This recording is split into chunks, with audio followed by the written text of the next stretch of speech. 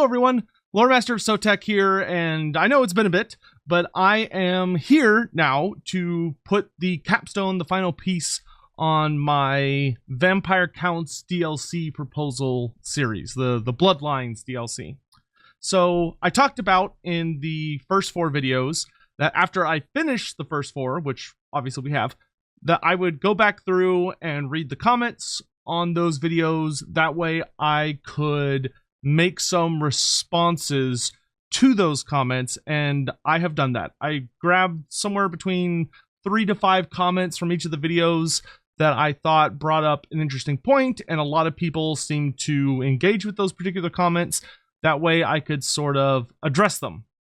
So without further ado, I will have these kind of pop up on screen as I answer them. That way we can make sure to give credit to the people who are kind enough to leave those comments. But our first comment here, coming from the first video, from Thomas, says, honestly, I think every one of the prime vampires needs to make an appearance. I would love to see Ushoran, Neferata, and Abarash as well, XD. So, first of all, you left out Wazoran. That's not very nice, leaving out the originator of the Necrarchs. I think there is something... I definitely think that's something that can be explored. I personally do not tend to find that the prime vampires or the originators are terribly core to the identity of the vampire counts as they exist in the modern era, where really and truly Neferata and Vlad were the only really active ones by this point in the timeline, and Vlad technically has been dead for quite some time, over 200 years. Neferata is really the only one who is actively engaging with the world, unleashing plots, manipulating servants, engaging with groups of adventurers, trying to thwart the efforts of Chaos and Nagash. She's very busy. The only other one that is credibly alive would be Abarash, who very much is not a player in kind of like the grand scheme of what's going on in the world. He has taken on more of kind of an isolated monk or a lonely wandering, I don't want to say hero, anti-hero, who just sort of is meditating on a mountain somewhere. The last time we really hear about anything involving Abarash was the incident with the Red Duke, where Abarash had wandered into Araby, likely because he had been drawn down there by hearing about the Crusades, and he kind of followed Elsif around until the Red Duke was assassinated, functionally, and Abarash decided to save him, save him instead of allowing him to just die, which is what Elsif would have preferred. But outside of that, which was hundreds of years ago, Abarash has not made any appearance whatsoever. He's been completely gone from the setting. So that always tends to be why, for those who are wondering why I don't like to kind of lean on the originators, is that they're not present. They're not really a core part of what's going on in kind of that modern Warhammer Fantasy setting. However, that being said, I do understand that Total War Warhammer isn't really about the modern setting. It is more about an epic presentation of everything that makes Warhammer what it is. And that if there are characters who in any way, shape, or form we can justify who are important to the overall design of the world, then they should be considered. And I think in light of that, it is very, very fair to say that all 5 of the progenitors should make some kind of appearance. I think they should appear to different levels, however. Like, I would argue, obviously we already have Vlad. I would argue that Neferata should absolutely be the legendary lord for the Lamians. I think it's completely non-negotiable. It has to be Neferata. The Strigoi, Ushoran, I think works as well. Originally, I still think deep down I would much prefer Vorag, because I feel that Vorag Bloodytooth is a better representation of what the Strigoi are now. He he is the first Ghoul King, and he represents what the Strigoi have turned into since the death of Ushoran. But Ushoran is, at the end of the day, the most core character to theStrigoi's identity. I don't really care. At the end of the day, I don't care which one of them I get, as long as I get one of them. But for those that are like, no, I want, we should get Ushoran because we should get the father of the bloodline, that's a perfectly valid argument. I don't really have anything to add there. As far as Wazoran goes, though, I don't think Wazoran should make an appearance, because Wazoran is definitely undeniably dead. Melchior, I think, would be reasonable. Granted, I prefer Zacharias 100%. I don't think the Necrarchs fit that line as well, but I would definitely like to see Melchior make some kind of appearance in the game. Maybe as an antagonist that you can fight, or perhaps a recruitable character through the campaign. For Abarash, I still feel pretty strongly that Abarash should be more like a bonus legendary lord or legendary hero that you can achieve through the campaign, the Blood Dragon campaign. I think he should be more a reward for the Blood Dragon campaign. That way he can just be ludicrously strong. Like, you could just acquire him by either beating the campaign, or you get some sort of quest line once you're of the appropriate level, and if you follow it to its conclusion, you're able to recruit him, and he's just like bonkers overpowered. I think that would be a more meaningful way to engage with his character, and would help him stay true to kind of that wandering warrior monk who doesn't lead armies anymore. He just sort of appears from time to time. But yeah, so that's my opinion on that. But thank you for the comment. Then we have another comment from the same video. So this is the Necrarch video, which most of the comments on the Necrarch video had nothing to do with the Necrarchs. I think people were just kind of throwing out their ideas about the DLC in general.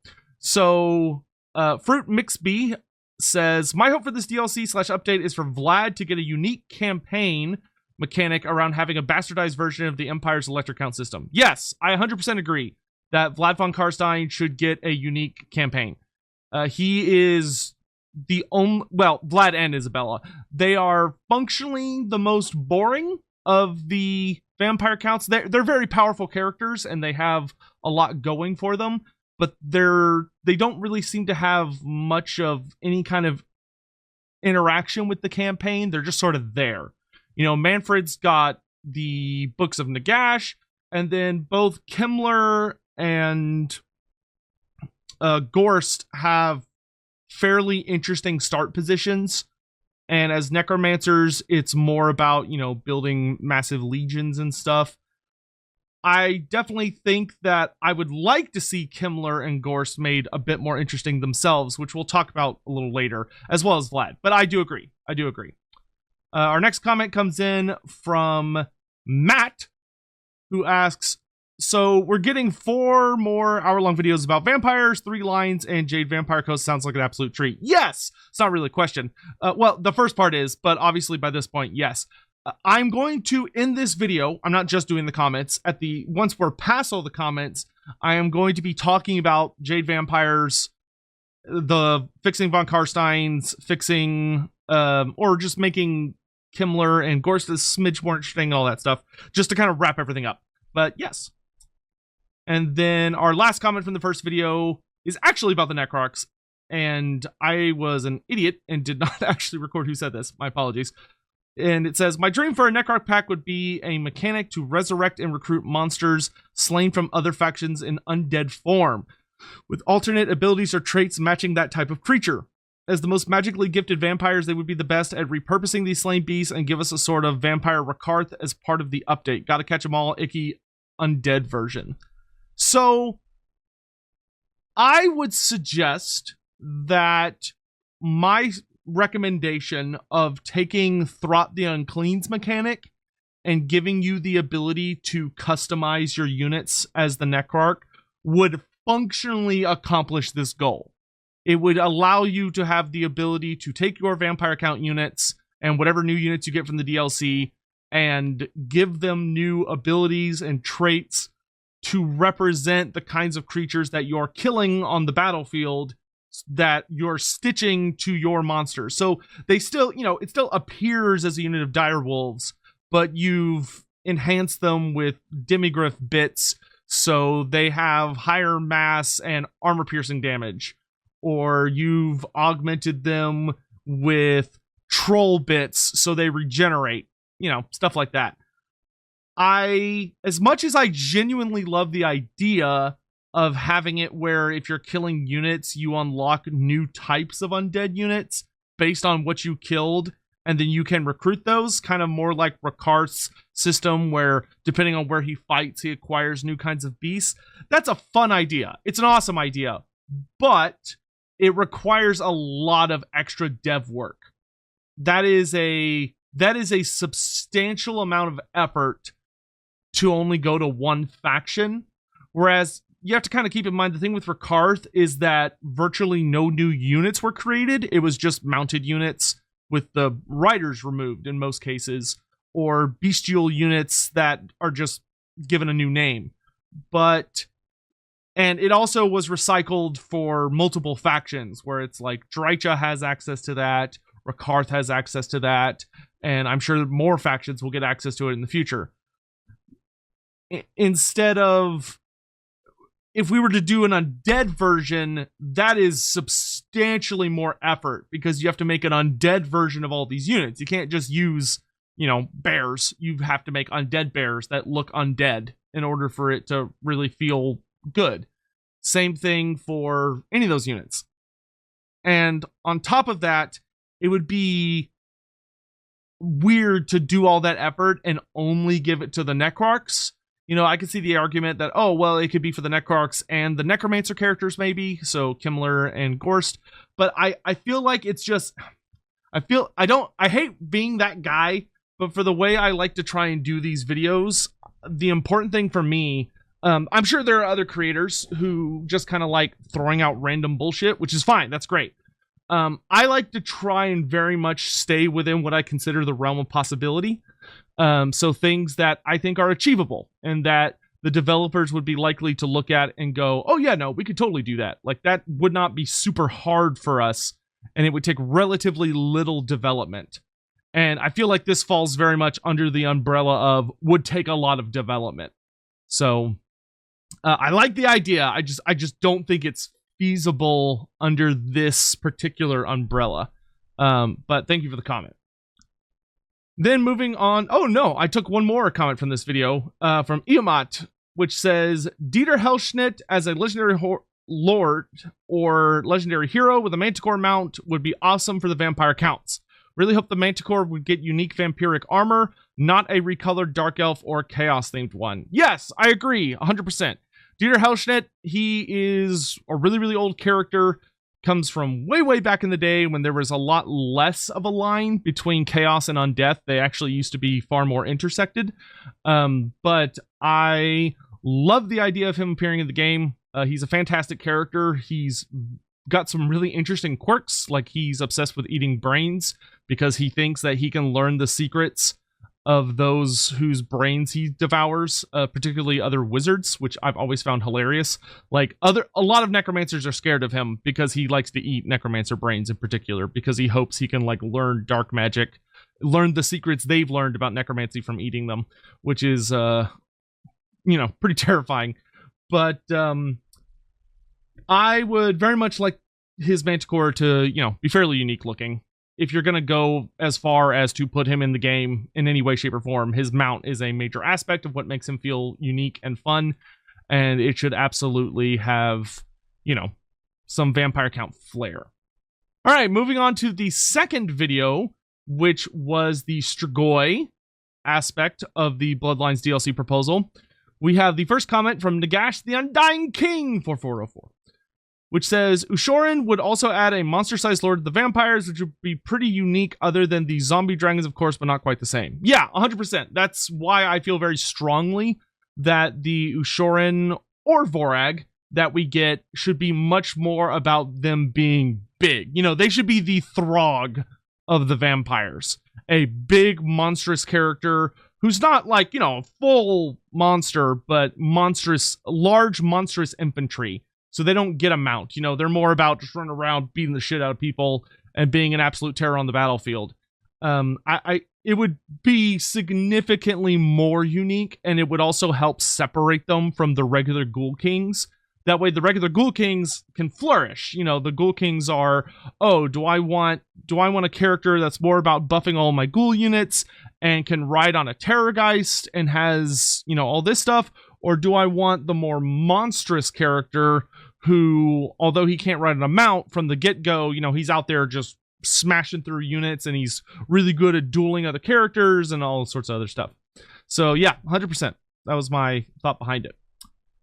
The Singemeister says, I'm a huge fan of Ushoran. He's probably my favorite vampire count character. I just love the evolution of this layabout, good-for-nothing party boy brat to genuinely pragmatic and benevolent ruler to madman to ravening beast hellbent on revenge for all he suffered. Absolutely. Yeah, Ushoran has... I would argue Ushoran probably has the most compelling story of the the 7 original progenitors, the 7 original vampires. He has a lot more of a story that has like dramatic shifts and changes and character moments than any of the other 6, by far. Neferata has a pretty interesting story, and obviously Vlad is kind of like the main character of the 7, but for the most part, they don't change all that much. They become a little more insane, and they become a little more cruel and dark, but Ushoran goes through some dramatic character shifts, and that is a really fun thing to explore about him. So if they were going to pick him, I would not be upset. Cheesecake6572 pointed out, you didn't do a legendary hero this time. Are there any interesting Strigani characters that could be legendary heroes? Akana the Hag sounds interesting, although I don't think we've ever had a character that's purely from Warhammer Fantasy roleplay games before. She was Neferata's spy that fell in love with Ushoran and became a hermit/guardian of Strigoi lore. She'd be a Strigoi vampire with more of a magical lean and the ability to summon treekin or other tree spirits in battle. Yes, so I did want to address this one very specifically. As far as I didn't include a legendary hero, that's true. And that is something I will address after the comments, which basically revolves around that it seems like CA has settled on the idea of there's going to be 2 legendary heroes pretty much in each pack. So for the Bloodlines DLC, I'm going to only pick 2. Like kind of a free LC one and a DLC one. Not a legendary hero for every single Bloodline, because that's not going to happen. It's just not. And some of the Bloodlines have some real potential for a legendary hero type character, and others just don't. And the Strigoi fall very heavily under the just don't category, where they do not have a single character outside. And granted, you could say, oh, well, Ushoran, legendary lord, and Vorag, legendary hero, so, you know, there is that possibility.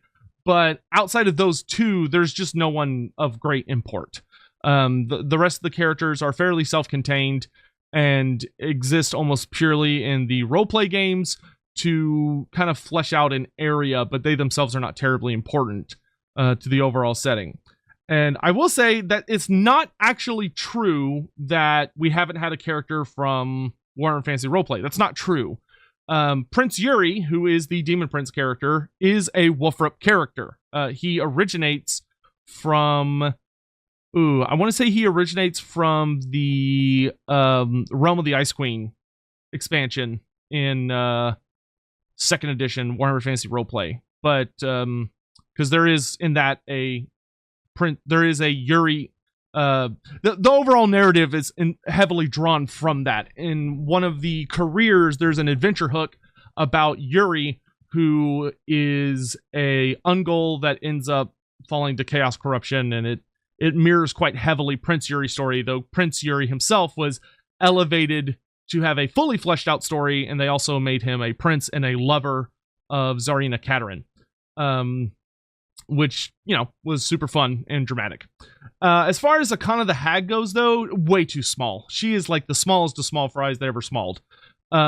She exists, and she's kind of interesting, but she is from probably one of, if not the absolutely most controversial releases when it comes to Warhammer Fantasy Roleplay, which is the Thousand Thrones, which every single time I've had the opportunity to talk to someone that either worked on it or was closely related to people that worked on it, They don't seem to say the nicest things about it. And it kind of seems to fall under the idea of the less said about it, the better. Akana the Hag does appear in it, but like you can't even fight her. She doesn't, from what I was able to look at, there are no like stats for her. She's not given any kind of like exploration about what she's like to fight. We get some interesting background on her, but that's about it. She's just kind of there. And I really don't think that she would be appropriate for that high of a role. If I was going to pick a legendary hero for the Strigoi, then I would be like, oh, okay, give me Ushoran Legendary Lord and Vorag Legendary Hero. I would not go so far down in the barrel that I have to dig up someone like Akana the Hag. And as much as I love the Strigani, I don't think any of the Strigani are powerful enough to be anything close to a legendary hero for the vampire counts. So, yeah. All right, Polaris. This is the third video, so this was the Lamians, I believe, which is, or was this the Blood Dragons? Yes, this was the Lamians. So Polaris 1396 says, I would love a mechanic that lets you raise defeated or killed human lords and heroes into vampires, wights, and banshees using blood kisses. That could be super fun.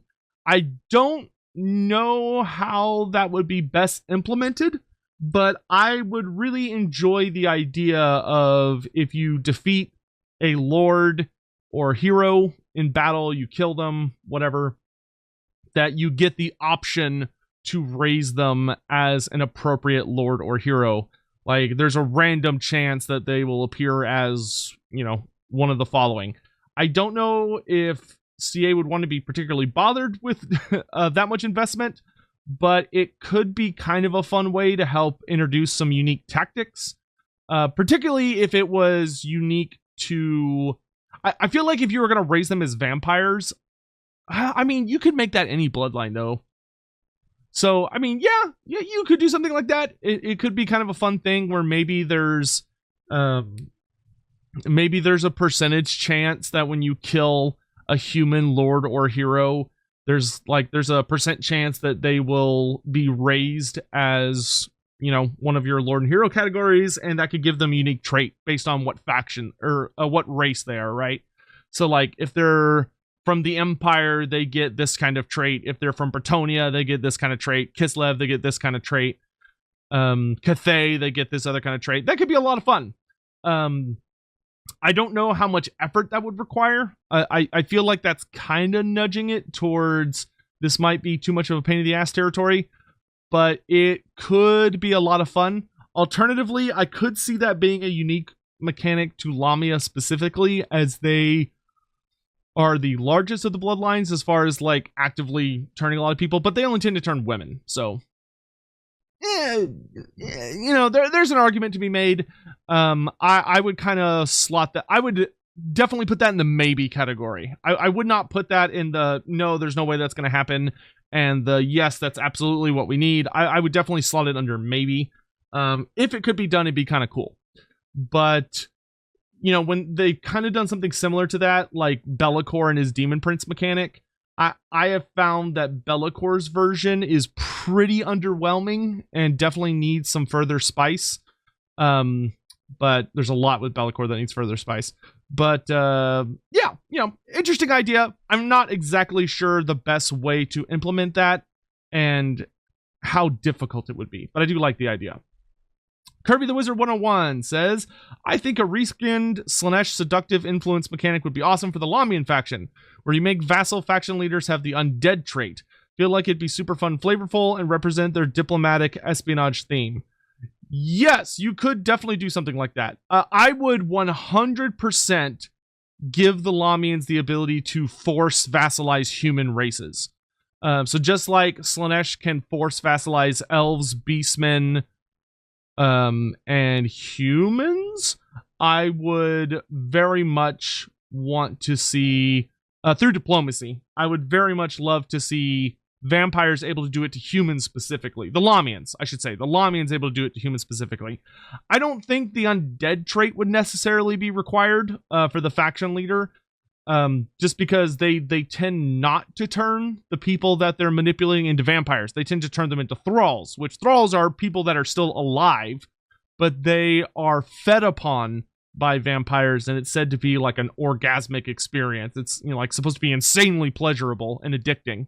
So I would probably run it under that idea where maybe they just like the Slaanesh system, they have penalties when they fight against the undead because they're like vaguely loyal to the undead. So perhaps they, have reduced leadership when fighting undead, which would, compound quite nicely with fear and terror.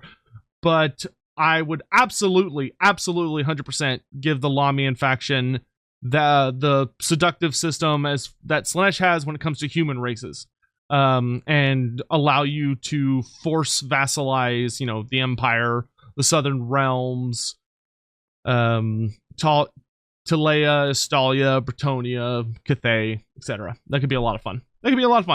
Absolutely, 100%.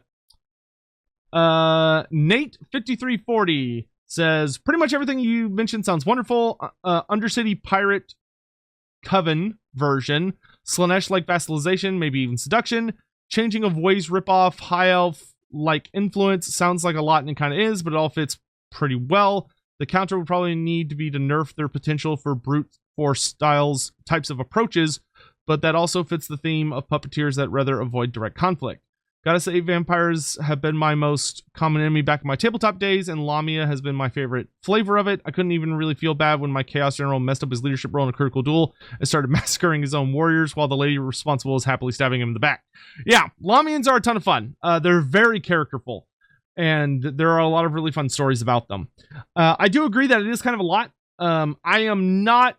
Personally, I would not say I am super sold on like the Undercity aspect. Like the concept of having a vampire coven within the city that you like build buildings for. I would either that or the changing of the ways. I feel like one of those I would ditch because all four of those is kind of a lot. The Undercity might be better for maybe one of the other bloodlines, but I feel like the changing of the ways one is probably, I don't like, maybe that one's a little much. But then again, like the changing of the ways almost feels like just an improvement of the high elf system. Tzeentch kind of just makes that stuff happen, but I feel like it's really just the high elf system, but taken to like another level, except for the Tzeentch system allows you to completely bypass diplomacy. Whereas I feel like if you were going to give a similar system to the High Elves or the Lamians, you would need to somehow make it where it's like you have to have certain levels of diplomacy in order to use some of those higher tier abilities, which could absolutely be done. So maybe that would be the compromise there, right? To make it not as OP, is that with the Lamians, like you have that changing of the ways panel, but in order to use something like Force War, Force Peace, or any of those things, you have to at least have like a defensive alliance with that faction or a military alliance with that faction, depending on how extreme and how powerful said ability is. But yeah, thanks for the comment.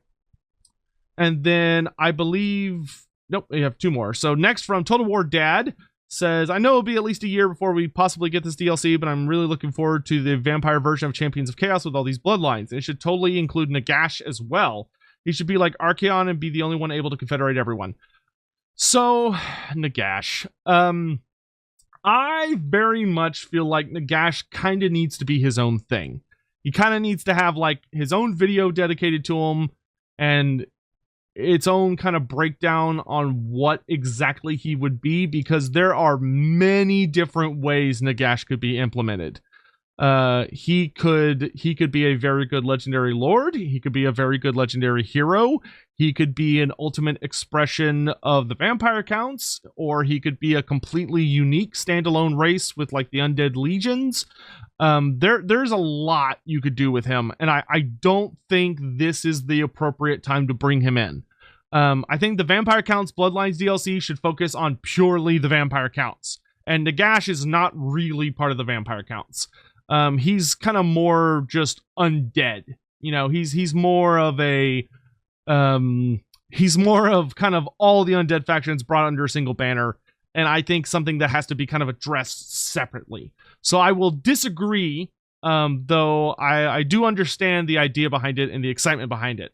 I will also say there is no way in hell this DLC is coming out in a year, if it ever happened, which it's a big if, huge if. But if we ever did get a Vampire Counts Bloodlines DLC, I would not expect to see it for at least like 2 years, probably. But who knows? And then the final comment from the Lamian video from Deadly Kitten 6232 says, something nifty I thought of for the Coven Throne hypnotic mechanic thing is that any units around it that break start crumbling, or the equivalent of crumbling for demons and undead, and it could represent the fact that some soldiers will turn on their fellows rather than strike at the throne itself. So that is, I like kind of where you're going as far as it has the ability to deal damage to units around it to represent them like hurting themselves. However, although that's a cool idea, I think for balance reasons, that's not really where it should probably go. First of all, I think it's important that the Coven Throne needs to have a very different role from, say, the Mortis engine. And I think giving it the ability to deal damage to units around it kind of passively like that is, it kind of starts stepping on some other units' toes that it just doesn't need to. I think being more of a beat stick that also is far more about like significant debuffs gives it a much more unique role and makes it less of a repetitive piece. And while I do understand the idea of like, oh, they should be like crumbling because they're like tearing each other apart, at the end of the day, in order to introduce crumbling to non-undead units or non-demonic units, you also kind of need to like give them the upsides to that, which would mean that they're functionally unbreakable, right?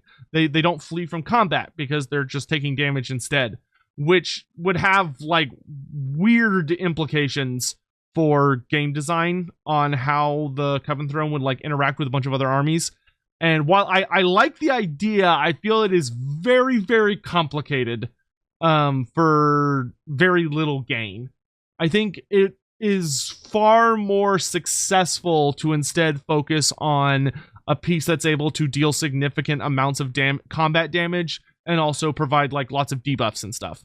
I think when you're looking at putting new units into a roster, especially a roster that's decent sized, like the Vampire Counts, and if the Bloodline DLC happened even close to what I would hope for, would have a significant amount of units, it is better to keep things simple.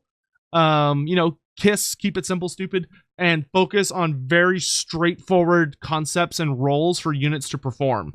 And then once you have done that, if you want to kind of like try, if once you've committed or completed that particular role, the unit still feels like it's a little flat, then you can add a little spice.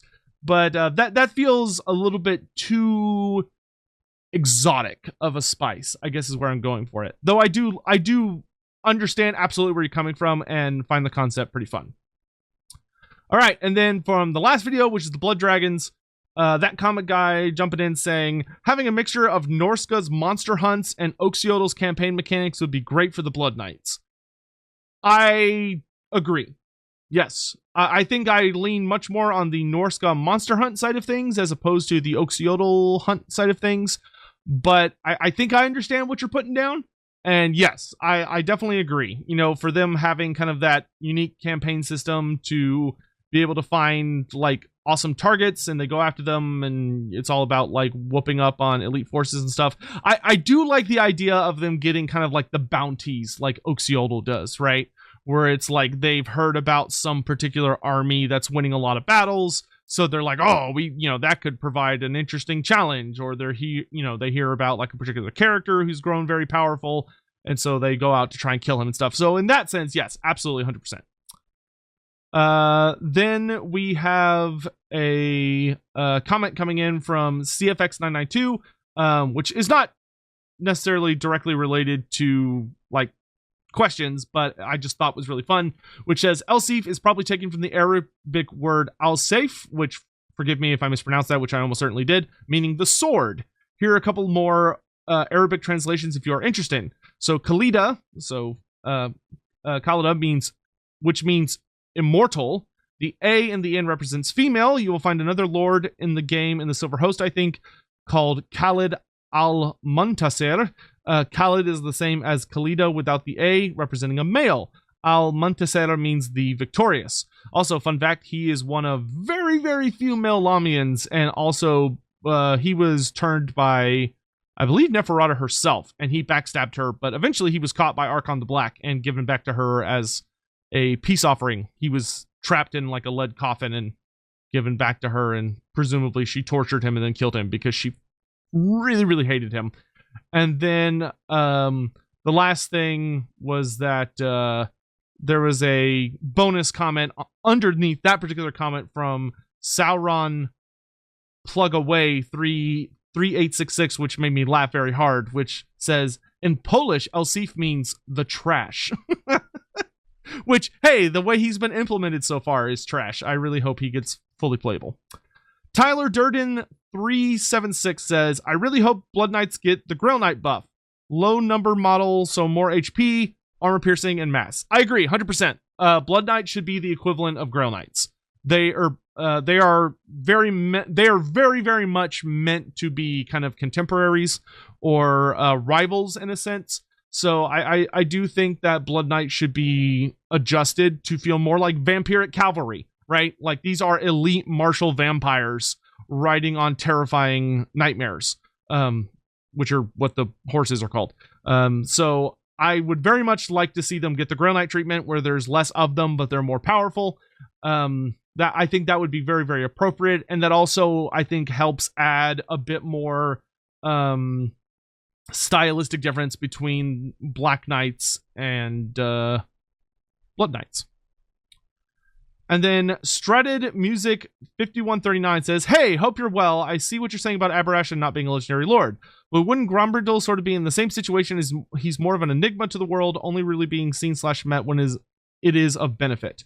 So I understand what you're coming from when it comes to comparing Grombrindal to Aberash, but I will point out a couple of key differences. Number one, Grombrindal is a household name of Games Workshop. He is the White Dwarf. And like the magazine to this day for Games Workshop is the White Dwarf. He's not, Grombrindal is not in the game because he is a great representative of a dwarf general, or he is like a bad, like he is like core to their identity. He's not. He's there more as an Easter egg. He's in the game because he's the White Dwarf, and the White Dwarf is a very core piece of Games Workshop's identity and Warhammer Fantasy's identity. Second of all, though, Grombrindal is significantly more active in the world than Aberash is. Aberash has not been seen for hundreds of years. Grombrindal shows up on a very, very regular basis. He is constantly appearing to offer little bits of advice to individuals or avenge dwarfs that have died, and there's some oath that's left unfulfilled by their death, and Grombrindal will end up fulfilling it. Because he is functionally a spirit of vengeance. That's what he exists to do. And he's very busy. Lots of entities and individuals have encountered Grombrindal throughout the years. Aberash is not like that at all. And Aberash is much more flesh and blood. You know, Grombrindal is kind of almost more of a spirit. That kind of Grombrindal is much more akin to Nakai than he is to Aberash, where the two of them, they're active, they show up places, and they tend to be more defensive. Aberash just kind of doesn't really do anything. That being said, I would also very much argue that Grombrindal should have been a legendary hero if he was implemented better. Like he's a fun legendary lord, don't get me wrong. I just don't think he's super appropriate for a legendary lord. And just because we did something wrong, in my opinion, in the past, doesn't mean we should do it wrong in the future. But yeah. And then I believe, yes, the last comment that I have on here, which is actually 2 comments. First is from Connoisseur of Cookies, which says Blood Dragons should have a mechanism that makes their relationship with Bretonnia unique. As a suggestion, maybe after defeating Bretonian armies, they have the opportunity to expend blood kisses to convert Bretonian male heroes and lords into vampiric heroes or lords, with unique traits depending on their faction of origin and their original traits. I think something like that could be super duper fun. I don't know how in depth it would necessarily need to go. I feel like making a trait for every Bretonian faction would be kind of a lot. I think simply having a series of randomized traits to represent that Bretonian is fine. Like, oh, you killed this Bretonian lord. Do you want to spend 1 to 3 blood kisses to convert them into a blood dragon? If you say yes, they convert and they get one of like 5 unique traits that represents their past life. I think that would be a lot more manageable and would also be less prone to the system bugging out and like freaking the fuck out and screwing up. Because you have to remember that the more like permutations you add, the more like specific information you're trying to add, the more likely the game is going to bug out and break. So the more we can avoid that, the better. But I do like the idea a lot, and I think that would be a fun, unique interaction between the Blood Dragons and Bretonnia if they wanted to go that direction with it. Mr. Sadisty, the last one, says Wallach could have an office system that would assign roles to various lords like Orion has. Right now, the Bloodline Blood Dragons lords have 2 swords dual wielding, which looks kind of dumb. In terms of the hero, in my opinion, you can have a special version of the vampire hero for Neferata instead of the regular one. For Blood Dragons, you have a Blood Dragon champion instead of a White King, etc. So in answer to that, first of all, offices for Wallach, I love it. I love that a lot. I think Wallach having an officer system would be super kick-ass and would really help give off that vibe of them being a knightly order or like parroting a knightly order. I think that would be fantastic and would have a really good way to allow you to kind of customize what kind of combat style does your lord focus on. You know, is he more of a mounted knight? Is he more of a like a duelist or a berserker? So you know, you're able to assign them roles and they get various cool buffs. I think that's awesome. I agree that the Blood Dragon Lord having dual swords looks kind of dumb. Yes, I do agree with that. I almost kind of feel like obviously they don't want to give him a lance because you're supposed to be able to take him on foot, and if you can be on foot, having a lance looks bad. But I don't know. I guess I wish he had like a great weapon or something instead to really help like differentiate him. But yeah, who knows? I would definitely like to see a change as far as their design goes. But that goes for all the Bloodline Lords. I think all 5 of the Bloodline Lords should be made substantially more unique looking. Like actually develop new assets for them as part of the Bloodlines DLC pack instead of just having them use recycled assets in a very specific way. I think they should have genuinely unique appearances and like animations and stuff to represent their fighting styles. As far as the heroes go, that one is pretty tough for me. I definitely like the idea of like hero level versions of the various bloodlines. However, I feel like introducing 5 new heroes is too much. That is way too much. Well, is it though? I mean, with the Champions of Chaos, we only got 2. Yeah, we only got 2. Being the, wait, no, that's not true. No, we got 4. It's just that we didn't get all of them. Because there should have been, we're still missing a wizard version of Nurgle and then a fighty version of Slanesh. So we got 4. Yeah. Yeah, sure. Why not? Yeah, no, we could absolutely do that. And granted, you could argue that the generic ones are kind of on Karsteiny, but yeah, no, I can see the argument for that. just have it be like the vampire, but I would probably just have it where it's like, oh god, that's tricky. That's tricky. A part of me feels like it should be almost like the Champions of Chaos, where you can have a... We'll kind of talk about this in a second. Actually, you know what? Let's just break into it right now. What should we do with the generic Vampire Lord and Hero? So, I do not think they should be removed from the game. I personally am never a fan of removing something from the game that's already in it, because you never know if somebody really enjoys it. And furthermore, removing content, I feel like almost always is a bad idea. Because it's an option, and people deserve to have options. Like, as much as I absolutely hate the fact that Teclis has an Arcane Phoenix, and I can argue for days with strong evidence why lore-wise he would never ride one, it's in the game, so whatever. I'm just gonna leave it. It's fine. It's already there. Whatever. I'll just, deal with it. When it comes to the generic vampires, allow me to introduce you to a concept, which is that there are two ways to address it.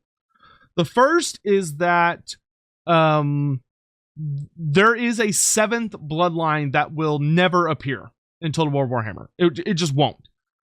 They have been dubbed in some, not fan creations, but by like Steve Darlington, who's written quite a bit for like Warhammer Fantasy role-playing stuff. I believe he dubbed the seventh bloodline the Carrion Children, I believe. Yes, the Carrion Children, which are the descendants of Matt Mises, who went south into the Southlands when he fled from Nagash, whereas the main five went north, and then, except for Wazoran, who stayed with Nagash. And then Harakte went east to Cathay. But so they can always sort of represent, like, what do you think that bloodline would be like? But more realistically, what they represent are mixed vampires, which is a very established concept in the lore. It's very, very straightforward and established, but a lot of people don't know about it, which is that the vast majority of vampires in like today's day and age are not a single bloodline. They are actually multiple bloodlines, because whenever you are dealing with vampires, in order to be a singular bloodline means that you have to be turned by a progenitor vampire or a direct like descendant of that vampire who hasn't really messed with the other bloodlines. Because often what vampires will do when forging alliances, or sometimes even fighting or what have you, is that they will share their blood with each other, because it makes you more powerful. To receive the blood, you can receive the blood kiss more than once. And you can feed on the blood of another vampire, and it increases your own power. And it's something that's actually quite explicitly explored. So, for instance, Ulrika from the Ulrika series, obviously who's in the game, and also from Gotrek and Felix, Ulrika is considered a descendant both of the Lamians and I believe the von Karsteins, because one of the vampires that has shared blood with her has also had blood shared with them from a pretty powerful von Karstein. So by extension, she has both of those bloodlines running in her system, though obviously she is more of a Lamian than a von Karstein, but she nonetheless has both, and there are powers that she gains from both of those bloodlines. So what I like is the idea that the generic Vampire Lord and Hero represent mixed vampires, where they are not purely one bloodline, but they are the far more common, kind of more diluted vampire, where you could customize what sort of bloodline powers they have. And I think a really fun way to do this would be to introduce a unique skill tree for the hero and lord level regular vampire, where it has like a series of powers. So like, let's say there's like two von Karstein, or I would probably do like, you can pick maybe one or two out of a list of the 5, right? And like, you're like, okay, I'm going to pick the Lamian power, which maybe gives me like this random passive bonus. And then I'm going to pick the Blood Dragon power, which gives me this active ability, as well as like some stat buffs and stuff. because that would allow them to still have a very unique function. And it's like, they're not going to be as powerful as your solo bloodline, right? But they're also going to be able to be a lot more customizable and a lot more generic. You know, they're able to just have like they're able to take just the lore of shadows or the lore of death or the lore of vampires, and they just get that one lore, and then you like pick one or two attributes from the other bloodline. So they are the customizable vampire that you would recognize from Warhammer Fantasy Tabletop, especially back in the older editions. But they are not necessarily one particular bloodline. You know, you could even do it like maybe you have a singular skill option for like Von Karstein, Blood Dragon, Lamian, Strigoi, and Necrarch, and they each have like two to three slots. So it's like if you put 3 points into Von Karstein, then your vampire hero is very Von Karstein heavy, and we give you like 3 points. So you could, and that's like the max you can put into that particular set of skills. So it's like, do you want to go 1 point into Lamian, 1 point into Blood Dragon, and 1 point into Necrarch? Or do you want to go 2 points into Von Karstein and 1 point into Strigoi? Or do you go 3 points into Strigoi? And depending on how many points you put in, they get like stacking buffs and abilities. I think that could be a lot of fun. So you kind of get to like build your own vampire. I doubt they would go so far as to make it where like the character's model changes. It would just change what kind of powers and abilities they have. But I think that would be a ton of fun, and that would make the generic lord, the generic hero, far more useful. It would make them far more unique. It would explain why you would want to have lots of them, and it would also explain why their top end might not be as powerful as your like very narrowly focused ones, and they also won't have like unique models. They still will have a very important role within your army. But the vast majority of the vampires in Warhammer Fantasy are mixed. They are not they're not true-blooded. Only the most big, bad, powerful ones tend to be true-blooded. But yeah, vampires feeding on each other or taking blood from one another is a very common thing. Some like Manfred has like devoured a massive amount of other Von Karsteins to add their power to his own. That's a very core concept of his character, and he even killed a bunch of them and used them like their essence to make his armor. But he stayed very focused on just the Von Karstein aspect of things, though he has studied the other bloodlines to make himself even more powerful. That's why, in as much as people don't like to admit it, Manfred is very debatably the most powerful vampire because he studies from all 5 bloodlines instead of just one. But anywho, so that's what I think we should do with the vampire characters. Do let me know what y'all think about that down in the comment section below. Let me know if that sates your interest in keeping them around, because I think they should stay regardless. I have already talked about the generic Strigoi Ghoul King.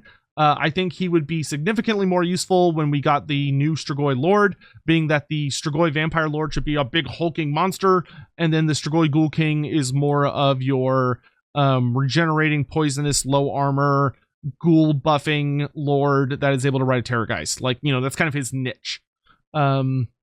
Making the Strigoi Vampire Lord substantially different. That way the Strigoi Ghoul King has a comfortable place where he still fits. And he's also still useful to the other bloodlines, because even if you're playing Blood Dragons or Lamians, being able to recruit a Strigoi Ghoul King is very useful, because they are a useful servant. They are a useful creature for you to manipulate and unleash with your armies. I think you should be able to keep them as a generic character that you're able to unleash and wield around and stuff.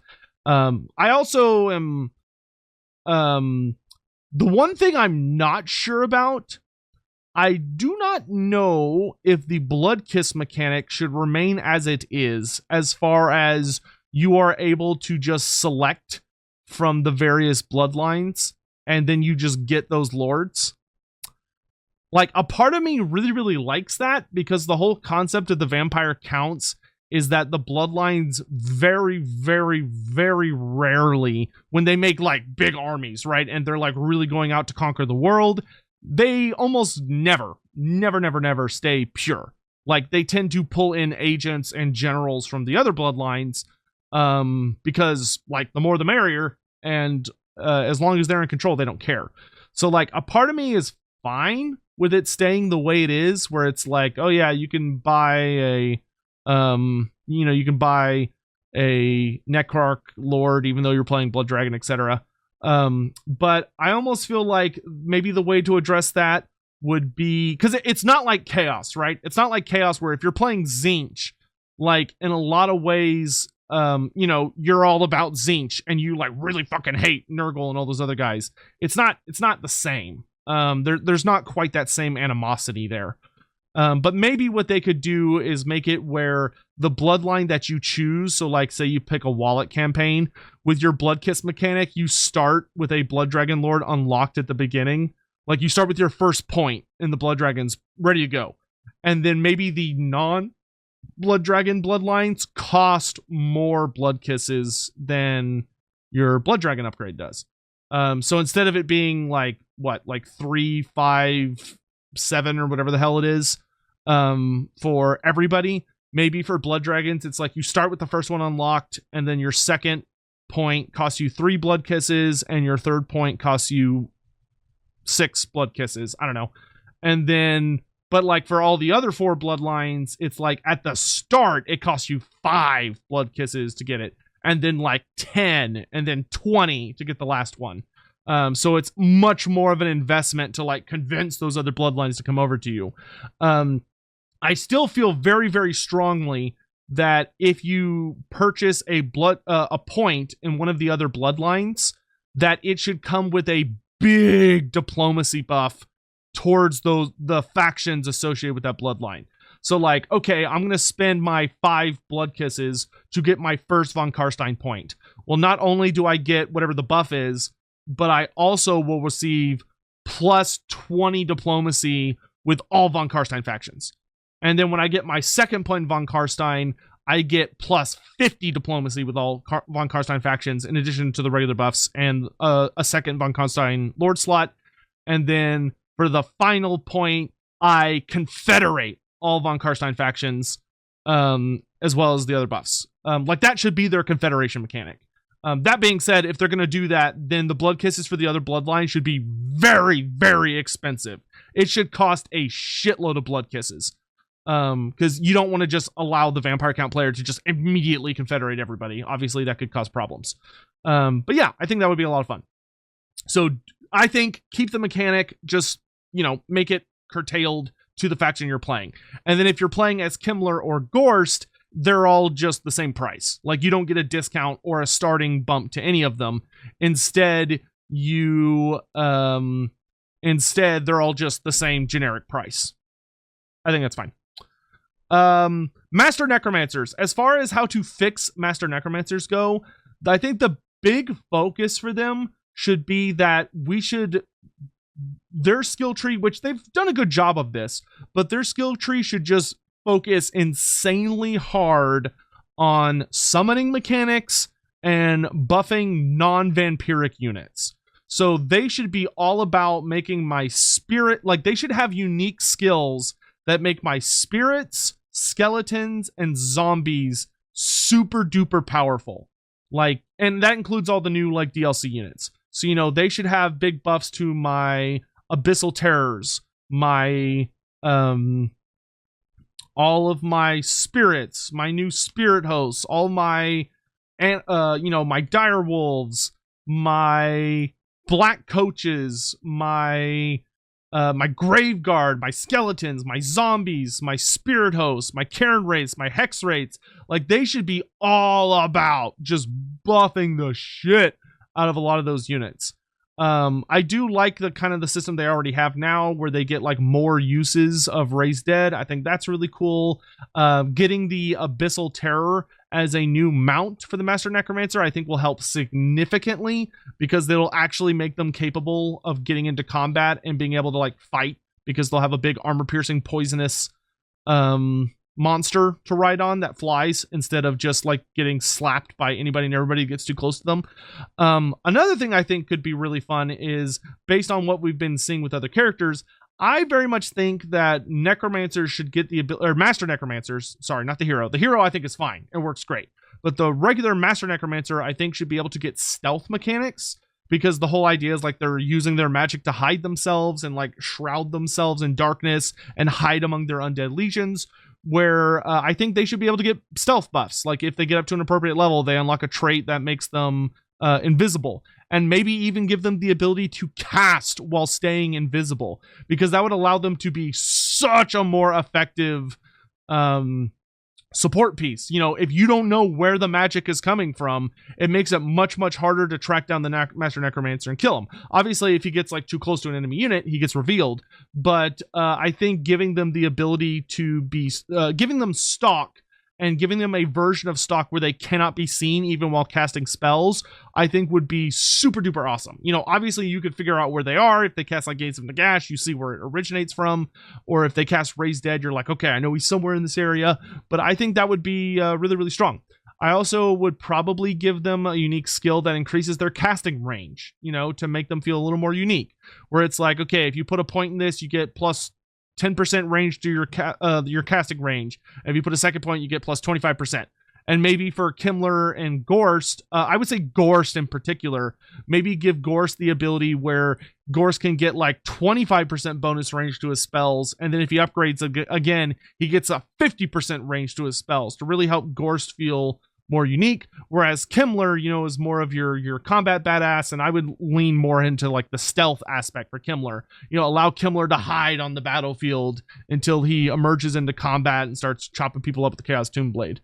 So yeah, make them much more about very focused support characters with very effective casting that are good at avoiding enemies. I think that is what needs to separate the Master Necromancer from everybody else. As far as unique mechanics for Kemmler and Ghorst go, for Ghorst, Ghorst, God, it sounds like a goofy thing. For Helm and Ghorst, I would very much like to see him get some mechanics that focus on like understanding and unlocking the secrets of the Book of Nagash that he has. Because a lot of people don't realize this, but his magic item, the Liber, I forget which one it is. The Liber Noctis, I think, maybe. Liber Nocturne, I don't remember. But his book is a Book of Nagash, or at the very least, it's a copy. But it was given to him by Manfred in order to advance his necromancy. And I think his system, I would love for him to have a unique campaign mechanic that revolves around him fully unlocking its secrets. So he's not out there collecting all the books like Manfred is, because that's not what he's about. Instead, for him, it is mastering the dark arts of necromancy. And I think what that could do is I would love for him to have a system where he is able to, like, kind of like how Deathmaster Snitch has like that unique system where it's like, here are the actions that Deathmaster Snitch can take, and they cost a unique resource, and when you use it, the character disappears for a little while or whatever. But you know what I mean? Like, he has those unique agent actions. I think what could be fun for Ghorst is that maybe there are rituals, undead rituals, that you're able to cast with Ghorst. And maybe when he casts one of them, he can't move for a certain amount of turns because he's locked in place casting like a big spell. But when he unleashes it, he gets some kind of various bonus.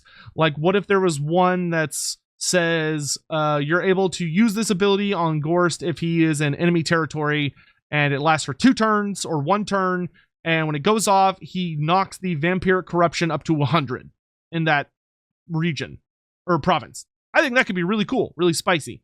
Or if you use this one, immediately like add a certain amount of units to your Raise Dead pool in that area. You know, add some like random, like add 3 units of 3 different tiers. So like you could get maybe a skeleton unit, a graveguard unit, and a terrorgeist added to your Raise Dead pool that wouldn't normally be available. Things like that. Or you're able to make the Winds of Magic go up a tier in that province. And that could either be for him, or maybe it could be for him and any Master Necromancers in his faction. That way you make his Necromancers feel like really powerful and really fun. So you're able to use any of these. So I guess they're, in that case, they're more like the demon abilities, where like the demons have the ability to trigger certain or the monogods, they can trigger certain powers on their armies in order to have them like unleash some kind of ability.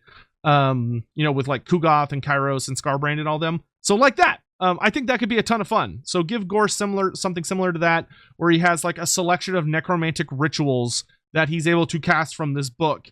And he can cast it on himself or any other army led by a Master Necromancer to really incentivize that. I think that'd be super duper fun.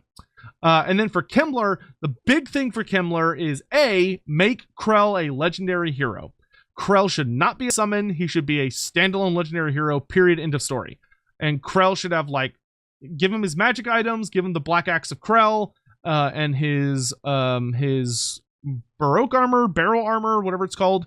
Also let him have like his fun little skill tree, give him all sorts of buffs to Graveguard in the army that he joins. And for Kemmler, what I would do is Kemmler should be very much about resurrecting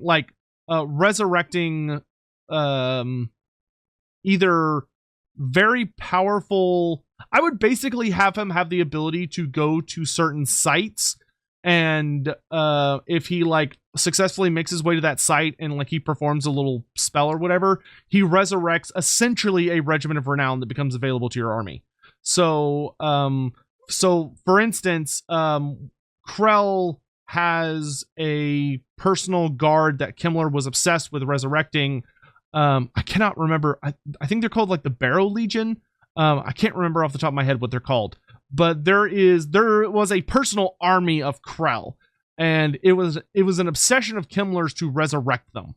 That's a very, very big thing that he sets about in his life, and he accomplishes it eventually in the end times, where he finds Krell's army and resurrects it. So it could be kind of based around that, where he's running around looking for these sites that have super powerful units, and he's able to resurrect them, and he gains like unique regiments of renown that can join his army or other armies in his faction. So you're able to get the super god tier white Graveguard from Krell's army, or you're able to get like these uber powerful spirits from this other place. That could be a fun system. Alternatively, you could give Kemmler like a revenge mechanic where he is trying to like piece together the power, like ultimate power, because that's what Kemmler is obsessed with, is attaining like unstoppable power and getting revenge on the people who have defeated him in the past. So, you could kind of focus on his rivalry with the Duke Tancred in Bretonnia, or his, I think that's the right Duke, or his big showdown at Fort Reichsgard, I believe it was. But like Kemmler has fought a whole bunch of people and lost and wants revenge. So you could have, his system kind of revolve around that, and that he wants you to go to particular places and like defeat this various factions, and maybe he unlocks campaign buffs. I think for me personally, I like the idea of him going and like resurrecting really powerful undead units. You know what? Maybe instead of it being that you unlock a regiment of renown type thing, because that's kind of a lot of work, maybe instead it's that he unlocks like a permanent buff for that type of unit, and it's only for like specific types of units. So like if you go to the place where the Barrow Legion is buried and you defeat a certain enemy army, or you accomplish some kind of quest mission to get revenge in that area and to unlock Kemmler's power, he resurrects them. So all the Graveguard in his faction, maybe, or just in his personal army, however you want to balance it, get like some stat buffs and maybe a new passive ability to represent that they're the super elite version. And there's something similar somewhere in the Empire that buffs all of his like Cairn rates. And then maybe there's like something in Athel Loren that buffs his Terrorgeists. And there's something in Ulthuan that would buff his, his hex rates. I think that could be a lot of fun to play around with. So doing something along those lines. Moving on to legendary heroes, give me Dieter Hellschnitt and Conrad von Karstein. Period, end of story. Regardless of the bloodline. It doesn't matter what bloodline you get. DLCs for the foreseeable future seem to be coming with 2 legendary heroes. So remember, the vampire counts are not about bloodline purism. It's just not how they function. and necromancers are very critical parts of Vampire Count armies. Dieter Hellschnitt and Konrad von Karstein would happily work for anyone, as long as they were, like, you know, active and getting what they want. Konrad is completely batshit crazy. He was only loyal to Vlad, but even then, he was a little unhinged. And coming back from death would probably not have him in the best state of affairs. And Konrad can't use magic. he needs people that can cast magic in order for him to have a chance. Like, he has no magical capability whatsoever. He is literally just a loose cannon that is a really, really skilled fighter. So, like, have Konrad von Karstein and Dieter Hellschnitt as the legendary heroes that you're able to acquire through quest lines. You know, with Konrad, the quest line is about resurrecting him, and with Dieter Hellschnitt, the quest line is about recruiting him. And they just join your armies and can provide various cool buffs, and they're just really fun, powerful heroes, just like we've had with Harold Hammerstorm and Ulrika the Vampire. Easy peasy, done. And that gives us 2 legendary heroes that are very iconic to the faction, and that would finally give us every single Vampire Count character out of, like, all the books. That I consider important. You don't have to agree with it. That's just my opinion. And the Jade Vampires. Okay, this is the last part of this video. So, Jade Vampires. I think very strongly that kind of, you know, what I talked about earlier about, like, achievable goals versus maybes versus just not going to happen. 5 bloodlines is a lot. That is the absolute upper limit, I feel. There are 5 chaos factions functionally, right? Undivided, Tzeentch, Khorne, Nurgle, Slaanesh. There should be 5 bloodlines: von Karstein, Lamian, Strigoi, Necrarch, Blood Dragon. It's not 6. It's too much. It's too many. You're gonna have so many fucking characters as is. You know, we're looking at a minimum, right? A minimum of what, 8, 9 characters if we got this Bloodline DLC for Legendary Lords. And then you're going to have like 4 legendary heroes running around between Krell, Isabella, Dieter, and Konrad. Like, that's a lot for a single race. That is a ton. Jade will not fit. They just won't. And I think we have to accept that. So, where can they fit? Because I do think Jade should be in the game. We are in their home turf. They are in Grand Cathay. They are the Cathayan vampires. They're there. It is not a secret that there are 2 factions essentially dedicated to them in Grand Cathay right now. There is a Vampire Count version and there is a Vampire Coast version, but they're both over there. I think that the Vampire Coast should receive the Jade Vampires. Now, I'm not saying that from a lore standpoint, there are no Jade Vampires that would be like Vampire Count. I'm not saying that. I'm saying for the sake of Total War Warhammer 3 and its balance and feasibility, they should be put with the Vampire Coast and explored as part of the Vampire Coast. Now, I still think they should have units that you'd be like, oh, I could see this like functioning in the Vampire Counts, and they would make like really cool allied recruitment units, but ultimately they should be Vampire Coast. And the main reason for this is, number 1, 5 is too many subfactions, right? That is already too many. 6 is just, I don't think it's feasible. 5 is enough. And the Vampire Counts are very much about the old world. They are not about like what's going on in Grand Cathay. And I think the Cathayan vampires would be wildly different from anything we've seen in the West. And the Vampire Coast can get weird and get jiggy with it. The second thing is that there is a really, really powerful historical inspiration to use for a Jade Vampire character, being the Pirate Queen of China. Forgive me, I'm going to mispronounce this. It's just going to happen. Xing Yi Sao, also known as Xiang or Xingxie. Once again, I'm so sorry.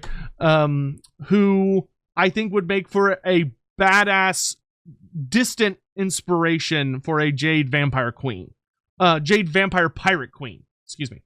Because, like, we got Luther Harkin, we've got Noctilus, we've got Solostro, we've got Aranessa.